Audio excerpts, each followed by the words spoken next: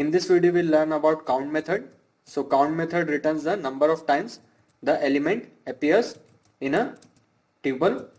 So it takes only one parameter, that is the element.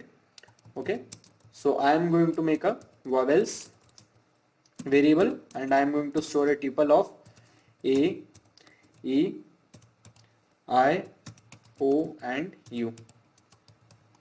Let me put one more I, so we will see the count of I. So I am going to just make count equals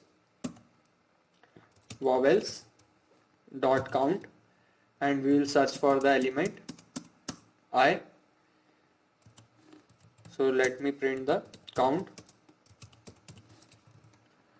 So you can see it is giving the output as 2 because I is there 2 times in the tuple.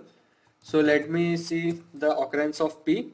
So you can see P is not there, so it is showing the output as 0.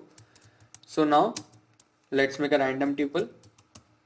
Okay, so I am going to put a tuple of A and let's make another A comma B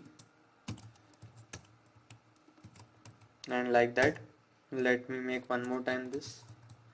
Let me copy and paste this. So this is 2 times and let me put a list also of 3 and 4. So now let's make a count variable and we'll count the element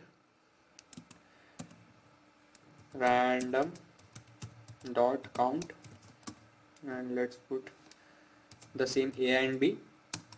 So let's print the count. So we will see the occurrence as 2.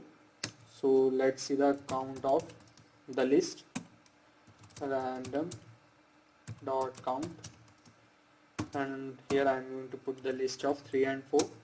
Let me print the count now. So the output is 1.